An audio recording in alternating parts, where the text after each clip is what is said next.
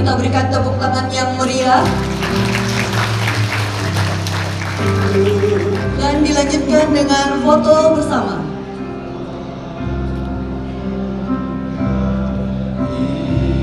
Untuk penerima penghargaan, untuk dipersilakan agar piagam penghargaan ditempatkan di depan dada.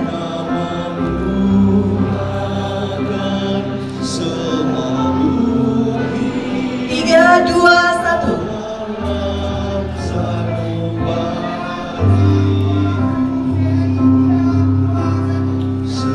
Sesi foto selesai dan kami persilakan untuk kembali ke tempat. Dilanjutkan dengan arahan penjabat Gubernur Sulawesi Selatan sekaligus berkenan membuka acara konferensi Provinsi PGRI Sulawesi Selatan secara resmi kepada yang terhormat Bapak Profesor Dr. Sudan Arif Fahrullah SH MH, disilakan.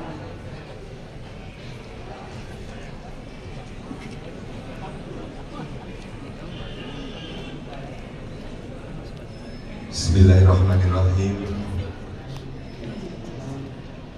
Assalamualaikum warahmatullahi wabarakatuh.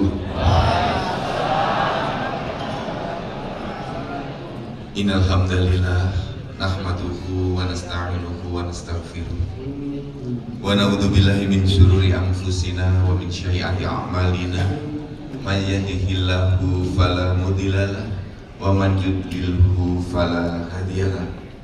Asyhadu an la ilaha illallah wa asyhadu anna Muhammadan abduhu wa rasuluh. Amma ba'd. La haula wa la quwata illa billah. Hasbunallah wa ni'mal wakil, ni'mal maula wa ni'man nasir. Penuh doa dari saya untuk ibu bapak semuanya. Saya sapa hadirin hadirat yang dirahmati Allah Subhanahu wa ta'ala. Doa saya selalu semoga ibu bapak dalam keadaan sehat walafiat, tidak kurang suatu apapun, hatinya tentram, jiwanya berbahagia, dikaruniai keluarga yang sakinah, mawadah, warahmah. Amin. Dikaruniai putra putri yang soleh solihah, dikaruniai rezeki isi dompetnya tebal berlimpah. Bagi yang sakit segera sembuh, bagi yang masih jomblo segera menikah,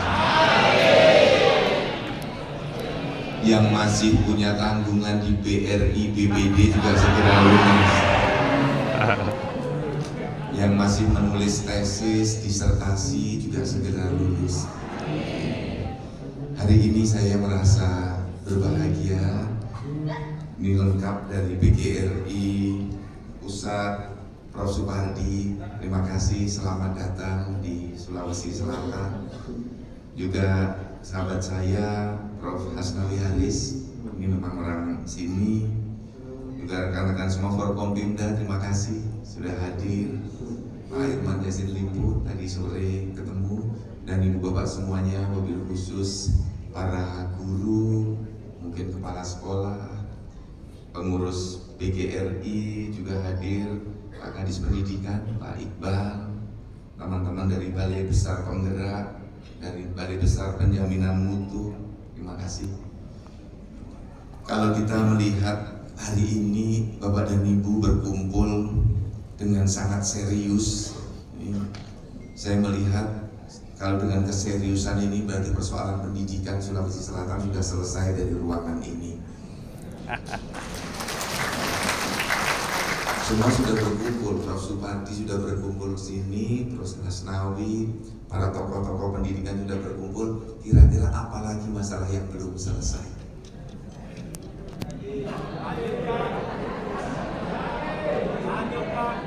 Sertifikasinya lancar atau belum? Lancar. Gajiannya masing kabupaten kota dan provinsi sudah lancar belum? Tunjangannya sudah lancar belum?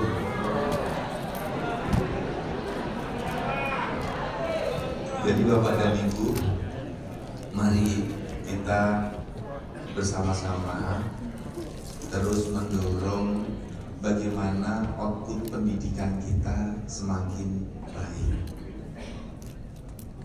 Kalau kita bandingkan pendidikan kita zaman saya dulu sekolah, dari SD, SMP, SMA, saat ini pendidikan kita jauh lebih baik, jauh lebih baik.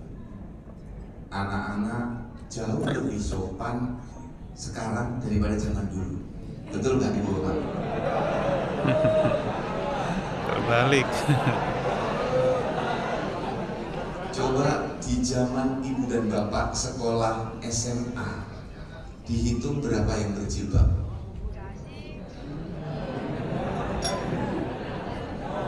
Dihitung yang putri, kalau olahraga, mana yang pakai training, mana yang pakai celana pendek.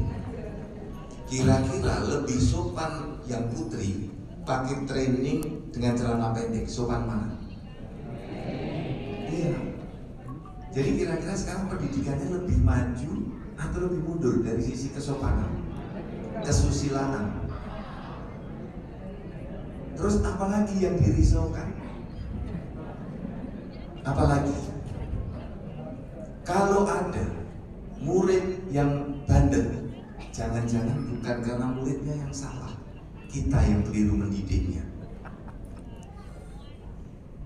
Jadi pas di hari guru, mari kita bersuka cita, tetapi juga sekaligus melakukan refleksi.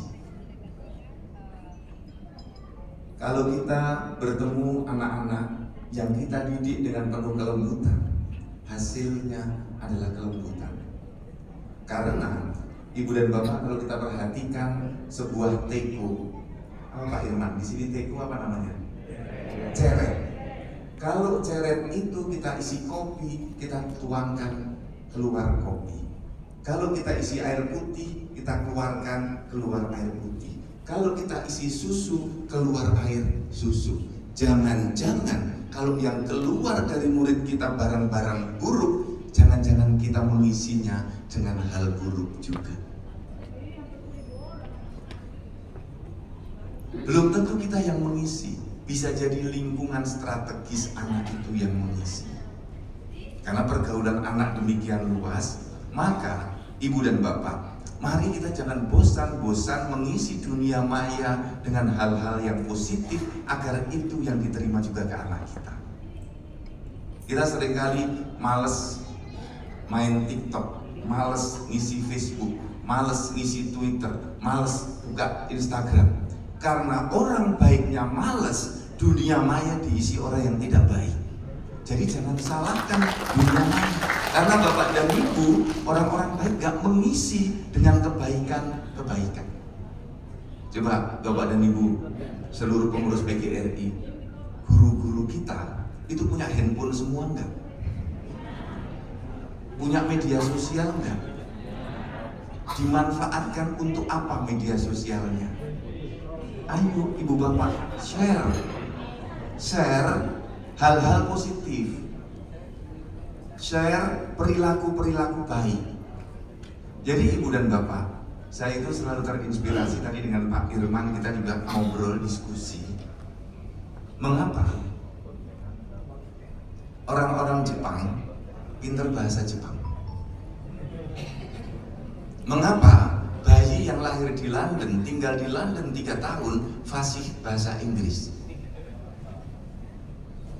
Mengapa Bapak dan Ibu, pagi-pagi kita cari nasi, tidak cari roti, tidak cari keju, tidak cari susu? Jadi Tuhan itu menciptakan template dalam kepala kita, kemampuan untuk menangkap dan mengulang. Maka Bapak dan Ibu, pelajaran kan diulang-ulang. Pada waktu kecil kita selalu diulang, saat ngaji Al-Fatihah diajari, kita fasih. Karena kita diajari dipasangkan template Al-Fatihah terus-menerus, menghafal, kita pintar. Nah, kalau yang ditempelkan di otak anak kita, di template anak kita, kekerasan, bullying, kata-kata jelek, keluarlah itu. Sekali lagi, ceret itu hanya akan mengeluarkan apa yang diisi. Jadi Bapak dan Ibu, saya ajak, mari dunia media sosial diisi dengan hal-hal baik yang kita bisa lakukan. Maka sekali lagi di Hari Guru itu selalu bersamaan dengan Korpri 25 dan 29 seingat saya. Betul ya, Prof. Supardi ya? Karena kalau kami di Jakarta, kalau ziarah di Taman Makam Pahlawan sering bersamaan dengan Bu Uni ya, Bu Prof. Unifah ya. Nah, dan ini Bapak dan Ibu yang saya ingin mengajak, mari kita bangun Sulawesi Selatan ini bersama-sama dengan seluruh guru agar memiliki branding pendidikan itu sekuat Jogja, sekuat Bandung, sekuat Malang. Kira-kira Ibu Bapak, kalau ada pilihan, pilih anak kita sekolah di Jogja, sekolah di Bandung, sekolah di Malang, atau sekolah Makassar, pilih mana? Coba saya ingin survei. Pilihannya 4. Makassar, Jogja, Bandung, Malang. Yang memilih Makassar dulu. Siapa yang memilih Makassar? Kirim anaknya ke Makassar. Yang pilih ke Jogja. Nah, yang pilih ke Bandung. Nah, ya. Yang pilih ke Malang. Nah, mengapa pilih ke Jogja? Karena selalu kita mengatakan Jogja kota pelajar, brandingnya seperti itu. Maka Bapak dan Ibu, mari kita tumbuhkan siapapun yang masuk ke Makassar, sekolah di Makassar, menemukan tempat yang tepat untuk menyemai benih-benih kebaikan di hati dan di pikiran siswanya. Bagaimana itu yang harus kita wujudkan? Bapak dan Ibu, saya percaya betul Bapak dan Ibu ahli-ahli pendidikan memahami betul bagaimana merubah bahan baku yang sudah baik menjadi lebih baik lagi. Tentu kita tidak boleh bosan-bosan mengisi ceret tadi dengan sesuatu yang baik. Karena isi dari tempat lain bisa jadi jelek, tapi ketika masuk ke sekolah, itu anak-anak berisi kebahagiaan. Bapak dan Ibu pernah nggak mensurvei anak-anak kita senang masuk sekolah atau senang pulang sekolah? Bapak dan Ibu, coba boleh angkat tangan yang anak-anak kita senang berangkat sekolah. Yang anak-anak kita lebih senang pulang sekolah. Ini jujur. Ibu Bapak, saya melihat anak-anak tasnya besar, tebal. Kalau masuk sekolah berangkat, kepala tertunduk, kayaknya lemes begitu. Ketika pulang sekolah, pasti lari langsung bus, seneng, happy. Jangan-jangan sekolah bukan tempat yang membahagiakan bagi siswa. Kita harus berani melakukan refleksi, melihat kembali itu. Karena ayah saya anggota PGRI, Bapak dan Ibu. Ayah saya guru SMP, ibu saya penjual jamu. Jadi kalau dengan dunia guru, saya hafal betul.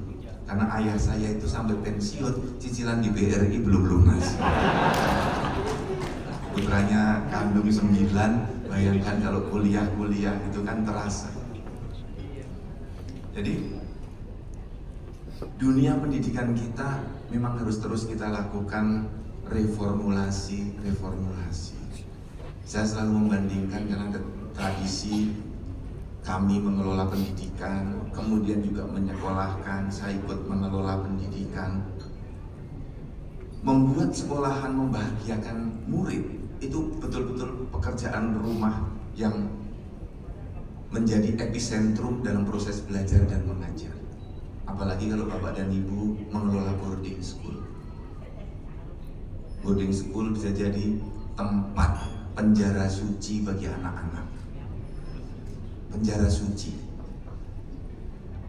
Kenapa penjara suci? Karena seolah-olah di situ disemai semua kebaikan, tapi anak-anaknya tersiksa.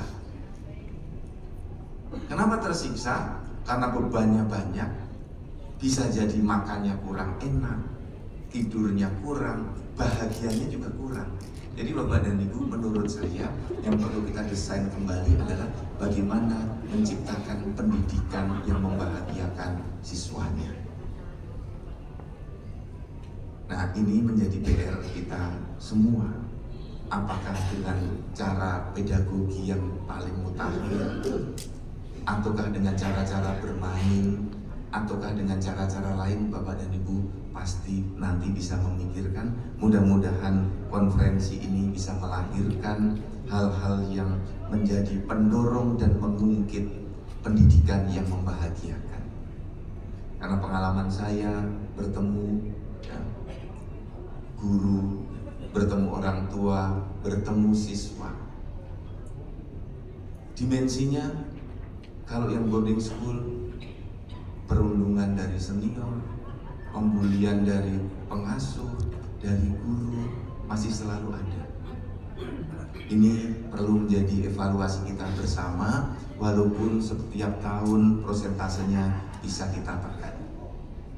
Jadi Bapak dan Ibu, PR kita ke depan masih banyak, tapi saya percaya Tuhan memberi masalah selalu dengan solusinya. Seperti pabrik gembok selalu menjual gembok, selalu ada kuncinya. Karena Tuhan pasti nggak mungkin kalah dengan pabrik gembok.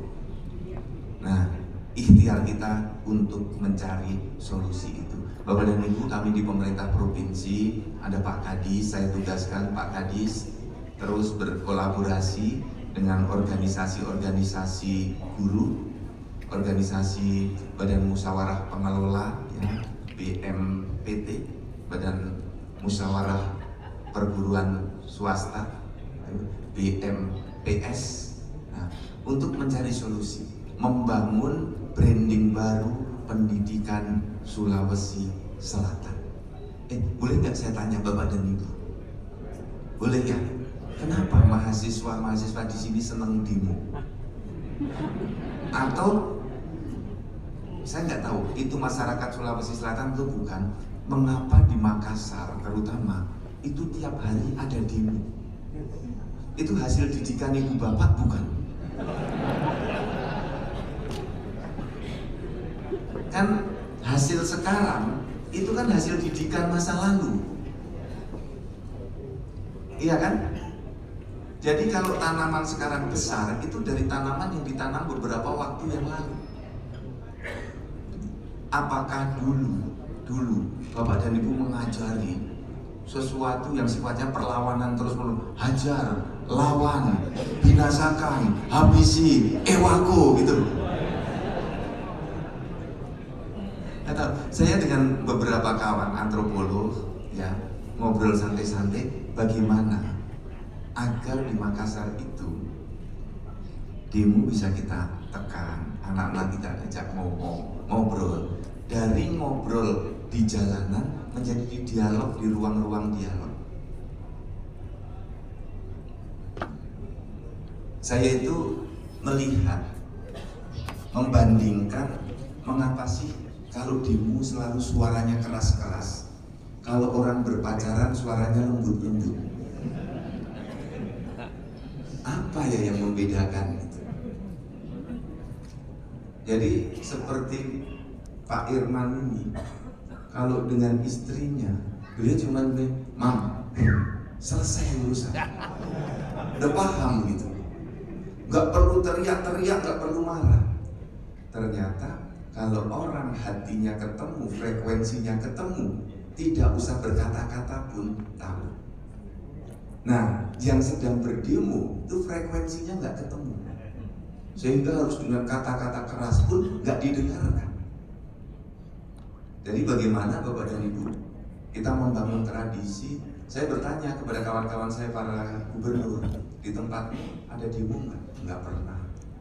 Ya kalau ada itu hari-hari tertentu, misalnya pas hari buruh 1 Mei, nanti pas hari kebangkitan nasional ada demo. Kalau yang lain nggak ada, kecuali ada kasus baru ada demo yang lain.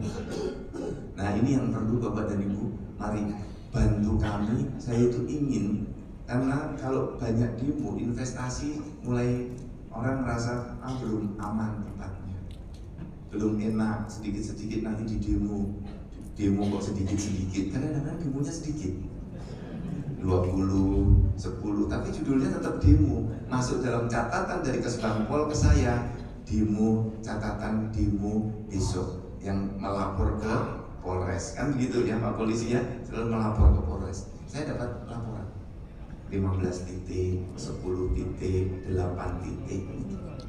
Nah jadi Bapak dan Ibu, ini apa template-nya dulu terpasang itu gitu di pikirannya. Jadi selain membangun branding pendidikan yang membahagiakan, mari Ibu Bapak, saya mengajak sebagaimana Rasulullah itu diutus oleh Allah untuk membangun atau memperbaiki akhlak menjadi akhlakul karimah. Mari kita jadikan pendidikan kita ke sana. Sebuah pendidikan yang betul-betul mengedepankan akhlak yang baik. Nah Bapak Ibu tentu memiliki tolok ukur yang sudah terstandar tentang hal itu. Kita bisa membangun peradaban baru yang lebih baik kalau akhlak kita letakkan di depan. Jadi bukan hanya persoalan kognitif, tetapi bagaimana persoalan knowledge-nya oke, skill-nya oke, tapi di afektifnya, di attitude-nya juga kita perkuat. Bapak dan Ibu, ini ada yang dari sekolah-sekolah swasta enggak? Kalau PGRI ini rata-rata pengurusnya dari sekolah negeri atau swasta? Atau campur-campur? Kalau di sini campur-campur. Bagus, kalau campur-campur nanti kita bisa saling memperkaya bagaimana kita bisa membangun branding tadi. Dan Ibu Bapak, yang paling akhir saya mengajak, mari kita jadikan semua siswa kita itu siswa yang mau menebar kasih sayang. Karena yang ingin kita lakukan adalah sekolah yang membahagiakan. Kalau bahagia itu nanti ke depannya mudah menebar kasih sayang, bukan menebar kebencian. Jadi memang saya terus terang sangat terinspirasi dengan ayah saya, seorang guru. Dulu kalau bikin catatan itu selalu nulis, absen ditulis tangan masih, buat catatan, ya, hafal satu-satu nama muridnya. Kebetulan satu kelas yang dikelola nggak banyak, sekolah negeri, tapi muridnya nggak banyak di Jogja. Nah, hafal murid-muridnya. Nah, selalu ayah saya menyampaikan sekolah yang baik itu kalau murid-muridnya bisa menjadi murid yang penyayang, sehingga yang dikeluarkan dari hatinya juga rasa kasih sayang. Jadi itu titik Bapak dan Ibu, agar murid kita tidak mudah menebarkan kebencian, sehingga ke depan yang akan terjadi inilah peradaban yang terbaik, peradaban yang di dalamnya ibarat petasan adalah peradaban dengan sumbu panjang. Kalau ibarat petasan, petasan dengan sumbu panjang, sehingga kalau disulut tidak gampang meledak. Yang repot adalah jika petasan tanpa sumbu. Karena saya sering dikatakan, wah Judan, selamat kamu bekerja di daerah seperti petasan yang mercon tanpa sumbu. Aku bilang, kamu nakut-nakutin. Belum pernah tugas di Makassar ya, belum pernah di Mamuju ya, belum pernah di Gorontalo ya. Bapak dan Ibu, tadi ada tari-tarian yang mukul-mukul gitu enggak? Ada, mukul itunya keras enggak? Tariannya keras atau lembut? Mengapa tarian 4 etnik gendangnya keras, tariannya lembut? Ada yang bisa menjawab? Kalau sedang S2, saya beri beasiswa S2. Kalau sedang S3, saya beri beasiswa S3.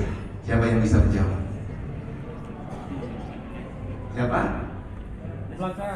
Oh, Bapak? Ya. Siap. Ada? Silakan sini Pak.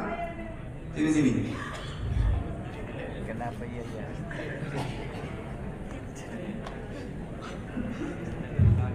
Ya, ada mic. Pak Prof Supardi, Prof Haslami sebentar ya, 1 menit gitu. Sini deh.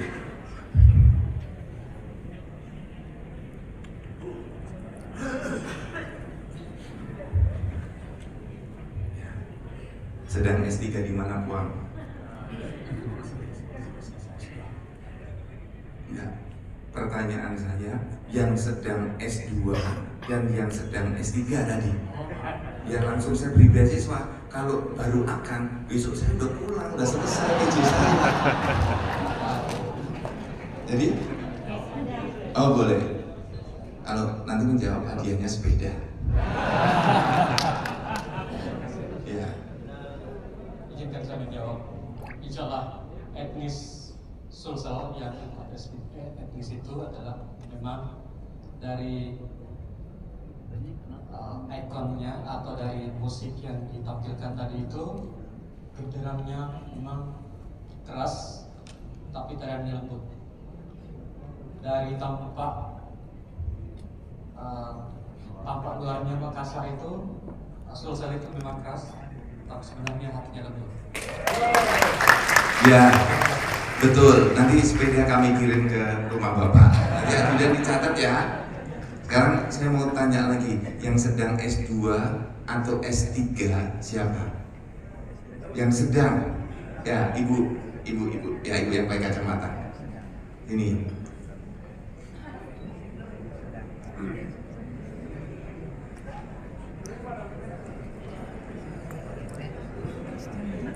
Ini hadiah.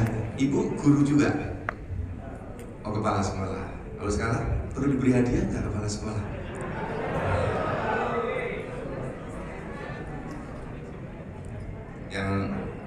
Yang saya kunjungi itu ya?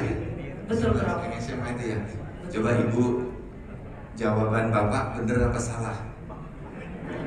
Jadi katanya kendangnya keras itu hanya wajahnya yang sangar, yang serem, tapi hatinya lembut. Bener nggak? Menurut saya benar, Prof. Karena orang Sulawesi itu kelihatannya mukanya sangar, kalau berbicara kadang keras, tetapi sesungguhnya hatinya sangat lembut. Makanya kalau tarian etnik yang ada di Sulawesi itu gendangnya harus keras sebagai dengaran, cuman harus dibarengi dengan tarian yang dan gerakan yang gemulai dan lembut. Ya, oke, kalau gitu Ibu saya beri beasiswa. Ibu S3-nya di mana? S2, Prof. S2 di mana? Di Universitas Kristen Indonesia.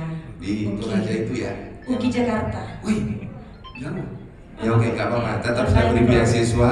Nanti Pak Kadis dicatat beliau. Kebetulan saya sedang mengusul. Saya sudah isi link yang Prof bagikan. Sudah diterima belum? Tadi saya cek di situ tertulis saya tidak memenuhi syarat karena tugas belajar saya belum keluar. Tapi sebenarnya sudah keluar tugas belajar saya. Kalau begitu Ibu cari yang di Unhas, UNEM. Bulan ini sebelum saya pulang Jakarta, Ibu diterima, saya langsung buatkan SK, saya beri beasiswa S2 ya. Mohon izin, Prof. Di situ tertulis saya tidak memenuhi syarat karena izin belajar saya lambat keluar, tapi baru keluar minggu lalu. Sekarang udah diterima? Sudah ada tugas belajarnya. Kalau sudah diterima, besok SK-nya berikan Pak Kadis, saya buatkan SK untuk dapat beasiswa ya. Oke, Bapak terima kasih. Nanti sepedanya dikirim ya. Terima kasih. Terima kasih, Prof. Ini Pak Kadis ya. Pak Kadis, besok dibuat kalau sudah ada tanda diterima sebagai peserta S2, kita beri beliau Ibu Kepala Sekolah SMA 11 Toraja Utara, kita beri hadiah untuk ambil S2. Ini hadiah di hari guru untuk beliau. Terpaksa dapat sepeda, Pak. Naik sepeda pulang. Ya, nanti dicatat ya. Nah, Ibu dan Bapak, yang disampaikan oleh Bapak tadi dan Ibu, itu saya rasakan. 3 kali saya jadi penjabat gubernur. Pernah di Gorontalo, pernah di Sulawesi Barat, pernah di Sulawesi Selatan. Saya ini nasibnya orang Jogja yang selalu ditempatkan jadi gubernur di Sulawesi. Dari 6 provinsi itu separuhnya saya udah gubernur. Jadi kalau ada lagi kapan PJ lagi ada pada Sulawesi Tengah itu 4 provinsi nanti. Mudah-mudahan enggak lah, cukup ya 3 ini. Jadi Bapak dan Ibu, saya merasakan persis seperti tarian 4 etnik itu. Orang Sulawesi Selatan itu hanya kelihatan garang, serem, sangar, itu hanya di luarnya. Hatinya itu lembut, penolong, pemaaf. Jadi kalau ada orang bilang, "Oh sudah tempatmu bahaya," enggak, saya bilang salah kalian. Sulawesi itu lembut, baik hati. Kalau kita baik, orang Sulawesi jauh lebih baik daripada kebaikan yang lain. Saya udah keliling di Budan Bapak, kan lama saya tinggal kan di Gorontalo, Sulawesi Barat. Di sini sudah menyelami. Saya sudah ke pasar-pasar, ke warung kopi, udah ke Toraja Utara, Luwu Utara, Selayar, udah saya datangi. Jadi ketemu itu. Jadi Bapak dan Ibu, rekan-rekan media, tolong di branding yang tadi itu, bahwa Sulawesi itu lembut, Sulawesi itu baik, Sulawesi itu ramah. Maka kalau Makassar dan daerah-daerah menjadi kota pendidikan, itu wajar dan lumrah. Jadi orang tepatlah kirim anaknya belajar di Makassar, belajar di Maluku, tepat. Nah ini yang menjadi PR kita semua.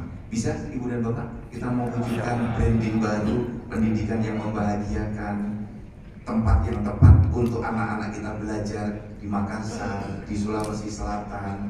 Kalau mau mencari orang baik, datanglah ke Sulawesi. Ini benar Bapak dan Ibu. Saya itu bergaul di sini 6 bulan lebih.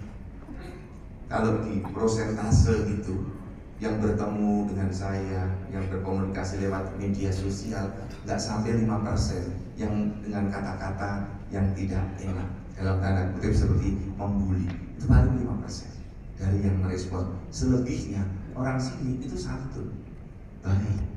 Jadi bagi saya aneh kalau ada yang mengatakan Sulawesi itu keras, Sulawesi itu kasar, Sulawesi itu garang. Berarti dia tidak mengenal dengan baik Sulawesi. Siapa yang salah? Bapak dan Ibu, karena nggak memperkenalkan dengan baik. Iya. Jadi kita tidak menjual produk kita dengan sebaik-baiknya. Maka yang terakhir ingin saya sampaikan, mari kita marketingkan pendidikan kita dengan tepat. Kita nggak bisa diam ketika punya prestasi. Ketika Bapak dan Ibu murid-muridnya hebat, jangan diam. Beritakan ke dunia dan akhirat bahwa murid kita itu bagus. Ya ke akhirat itu bilang, ya Allah terima kasih. Di akhirat atau di mana gitu. Jadi itu Bapak dan Ibu, kita sering lupa menjual produk kita atau menjual produk daerah kita dengan baik. Maka pendidikan bukan hanya sekedar transformasi ilmu, transformasi attitude, tapi juga ada persoalan membuat branding dan melakukan marketing terhadap produk-produk kita. Jadi titip Bapak dan Ibu, tugas PGRI semakin kompleks. Bukan hanya menjaga gurunya, nah, itu penting, tapi harus ada yang kita lakukan lebih dari itu. Lakukan branding dan marketing. Jadi Bapak titip, mari kita lakukan branding dan marketing secara masif, terus menerus, karena Bapak dan Ibu punya senjata tapi nggak pernah dipakai dengan maksimal. Apa itu? Handphone. Bapak dan Ibu punya handphone, itu senjata yang sangat dahsyat untuk melakukan branding dan marketing. Itu senjata. Dulu tentara perang atau negara perang yang dikirim tentara dan senjata. Sekarang orang perang diisi dengan konten. Apa Ibu Bapak nggak berpikir kita ini sekarang sedang berperang? Maka Ibu Bapak sempatkan tengok handphone putra putri kita. Yang muncul di situ apa? Kalau yang muncul iklan sepatu, anak kita sedang cari sepatu, maka tanyailah, nak sedang cari sepatu ya? Kok mama Mama tahu, kok Bunda tahu? Bunda itu pernah jadi anak, pasti tahu kebutuhanmu. Besok lagi dia kelihatan. Habis searching kaos, muncul iklan kaos. Nak, perlu kaos ya. Loh, kok Papa tahu? Loh, Papa kan pernah muda. Jadi kita kelihatan hebat di mata anak-anak, padahal nyuri handphone anak yang dibacain. Jadi Bapak dan Ibu, itu kelihatan. Hati-hati kalau anak kita yang kelihatan gambar ke orang telanjang, orang-orang yang berantem, berarti yang ditonton itu. Karena algoritma di dalam handphone, dalam berbagai media sosial itu memunculkan yang sering dibuka. Jadi kalau Bapak dan Ibu sering buka judi online, akan muncul judi online. Ibu-ibu cek handphone Bapaknya. Iya. Ya, Bapak-bapak cek handphone ibunya. Yang sering dibuka apa? Skincare, ya kan? Sampo, lipstick, ya, sepatu. Bapak-bapak, ini yang terakhir. Kalau ibu-ibunya minta, kasih. Tak sepatu, belikan. Bapak-bapak, ibunya minta motor, belikan. Minta mobil, belikan. Iya kan Bu? Pak, masih bersyukur ibunya minta sama kita. Coba minta sama bapak yang lain. Kacau. Ibu-ibu juga begitu. Kalau bapaknya minta, beri. Kasih. Karena tugas istri itu hanya dua. Satu, taat sama Allah dan Rasulnya. Dua, taat sama suaminya. Jadi istri itu tugasnya bukan nyuci, bukan nyapu, bukan ngepel, bukan kerja, bukan. Betul ya Pak ya? Tugasnya hanya dua. Taati suaminya, taati Allah dan Rasulnya. Jadi kalau suaminya nyuruh masak, ya masak. Suaminya nyuruh nyapu, ya nyapu. Suaminya suruh ngepel, ya ngepel. Taat. Betul ya Bu ya? Maka kalau suaminya minta, kasih. Karena masih beruntung minta ke ibu-ibu. Coba mintanya ke ibu yang lain. Ini Bapak dan Ibu, tadi jangan dilupakan branding dan marketing. Ini yang di Pemprov sudah selalu saya dorong. Karena kita ke depan harus menjadi institusi yang kuat dalam branding. Pemerintah daerah yang kuat dalam branding. Ibu bapak, kalau ada tamu datang ke Makassar, oleh-olehnya apa? Ibu bawakan apa? Kalau mau keluar daerah, ibu dan bapak bawa oleh-oleh apa dari Makassar? Yang orang langsung tahu ini Makassar, ini Sulawesi Selatan. Minyak tawon, setuju. Minyak kayu putih. Makanan apa makanan? Sate Buddha. Coba, ini penting. Seperti kalau Jogja, bakpia. Tahu ya bakpia? Bakpia, gudeg, ya. Kalau di Palembang, empek-empek. Nah, itulah branding. Itulah branding. Sama seperti kita kalau minum selalu bilangnya aqua, padahal yang diminum apapun. Kalau bakmi, Indomie. Nah itu branding, itu yang ingin saya sampaikan Ibu Pak. Jadi kalau orang cari batik, nyebut daerah Jogja, kenapa nggak Makassar? Kalau cari sutra, Sengkang, misalnya begitu. Nah pendidikan juga begitu. Saya ingin orang menyebut pendidikan setelah menyebut Jogja, menyebut Makassar, menyebut Palopo, menyebut Bulukumba, menyebut daerah-daerah di Sulawesi Selatan. Minimal disebut Makassar. Nah inilah tugas kita para guru, para kepala sekolah, PGRI, ya, ikatan dosen untuk bersama-sama membangun branding dan sekaligus melakukan marketing. Jadi saya harap dari konferensi ini bisa melahirkan strategi baru untuk mengangkat Sulawesi Selatan ke level pendidikan yang lebih tinggi. Itu Bapak dan Ibu, sukses selalu, selamat menyelenggarakan konferensi Provinsi PGRI se-Sulawesi Selatan. Terima kasih, mohon maaf lahir batin, wabillahi taufiq wal hidayah. Wassalamualaikum warahmatullahi wabarakatuh. Baik, acara dilanjutkan dengan penabuhan gendang oleh penjabat Gubernur Sulawesi Selatan sebagai tanda dibukanya dengan resmi acara konferensi Provinsi PGRI Sulawesi Selatan. Dan kami undang pula Ketua Pengurus Besar PGRI Bapak Profesor Dr. Supardi US MM MPD yang didampingi oleh Ketua Provinsi PGRI Sulawesi Selatan Bapak Profesor Dr. Haji Hasnawi Haris M. Hum untuk menabuh gendang.